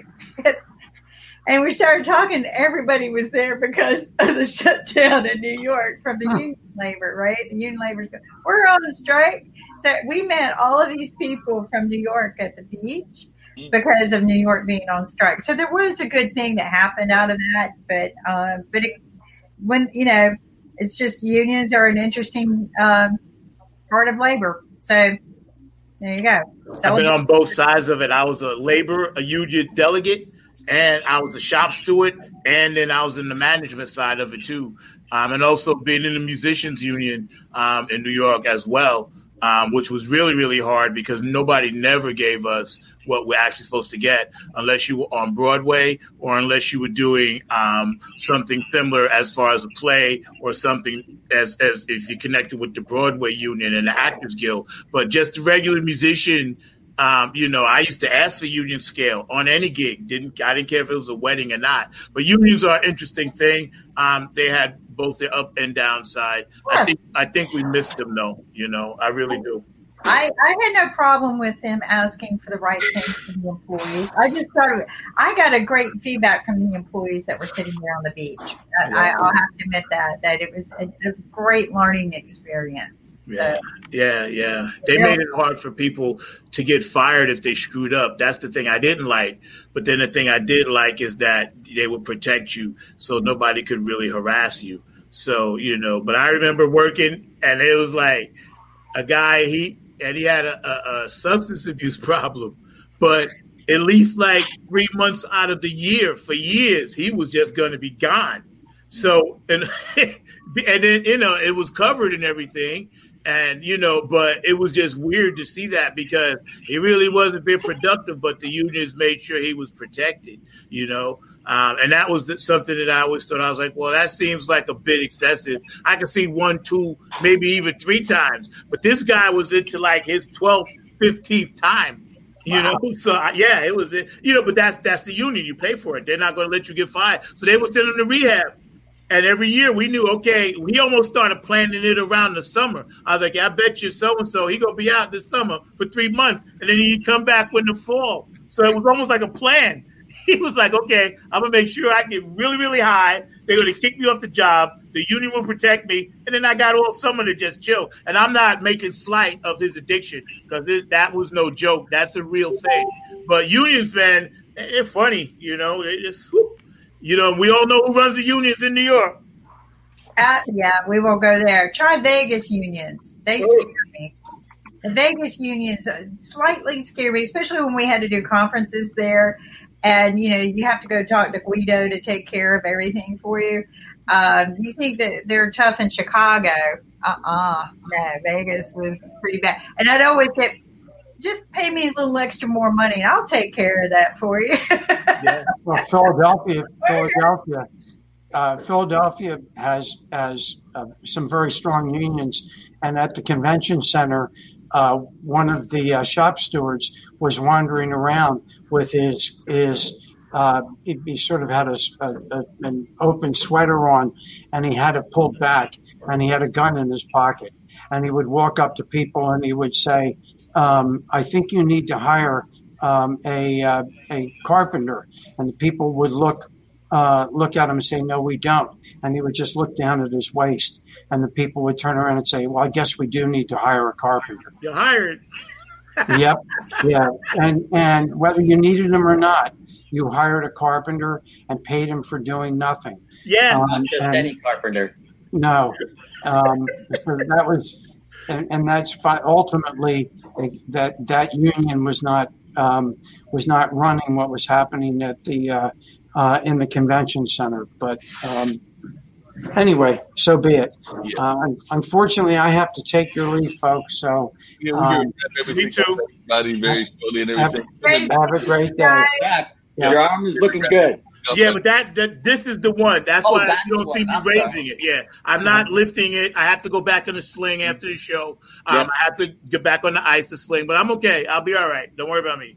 All right. I am worried about you. Thank you, though. I want you to worry about me, but I'm just saying I'm okay. I want you all to worry about me, but I am okay. So All right. don't not worry about me. Zach, You're going to rest. be left-handed for a while. Rest. Lots of Don't rest. forget to try the gold milk. Yes, I got to actually find that stuff. I don't know where to find it. It's at Whole Foods, I guess. I don't know. What is it? Something Ankit told me to get. Oh. Was I it told you to have the turmeric milk, which is a gold milk, and Turmeric which is a good milk. color for your shoulder. I And think then I'm basil, and then basil is always good for your, immunity as well. And then try all those patches and also ice packs, which will. I got an ice machine that I'm on. I just don't have my stuff on now. Once I get off the show, I'll get back to where I should be. Ice machine, sling, yada, yada, yada. So I'm watch good. the movie. Watch 42. I'll watch 42. We'll talk about it next week because that's a great movie. Check this out on Netflix. He's got one called Band of Brothers or Brothers. Four Brothers or whatever. That's really good too. That's the last one he actually, I think, was making or Okay. made. But so we'll do that. But also, I thought 42 was probably one of the best. 42 was excellent. He should have gotten an Academy for that. Excellent. But let's think, talk about it next week about. And I think this thing on your chin, Zach, I'm hoping you can shave it soon. No, I refuse. Just for every time somebody asks me to shave it, I'm going to grow it another month. No, you're only for the pandemic, right? It's only about the COVID. No, now it's become a quest. It's bigger than the pandemic now. All right. Okay. This is my spite beard, okay? I'm growing it out of pure spite. Right. He's definitely, but like I said, I don't know why y'all keep asking him to do that. You know he's not going to do that. Shave it, Zach. Shave it a couple more months. I don't even know why you went there. But, we talked about sports at the beginning. And I'm going to close it with a sports thought as well because definitely, and then we'll bring up the ambassador and the IBM TV thing. We got two more great shows get ready to come up. I believe at 3:00 we've got Alexandria, and she'll be coming on with her great show dealing with music. And then we've got Talking Upstream coming as well. But I don't know about the rest of the panel, but I keep saying that one of these years I'm going to make it up to the U.S. Open, and that's going on this year. Unfortunately, they're being impacted by the pandemic as well, so they're under some restrictions and things of that nature, but definitely it's on my list of things to go to because I keep seeing that it looks like an amazing event. I've always been a big tennis fan, so I don't know about you. Serena advanced yesterday. Yep. Cool. That's a good thing. Glad put down slow her champion in waiting. Yeah. Good. So Serena Williams is still 39 and a mother, and she's still winning. Still doing great. Naomi Osaka is still doing great. So there are a number of folks that are out there that I'm rooting for, and there are definitely some great tennis players. So I'm going to see how that's going. And then I've got to see if the Lakers are going to go down 0-2. So that ought to be interesting since I know that my Clippers were tied 1-1, and I did not like that result yesterday. So hopefully I have some better basketball results. But right now I'm getting ready to bring up the ambassador, and, of course, we'll keep track of the world going on, both the world of sports, the world of entertainment, and, of course, the world of news. But here's information on the ambassador giving us some great advice on what to do. Corona virus से कैसे बचेंगे? Hand धोकर और ऐसे अपने खांसी जब आएगी तो ऐसे करेंगे अच्छू अच्छू और कोरोना वायरस को धन्यवाद हमारा न्यूज कोरोना वायरस से कैसे बचेंगे?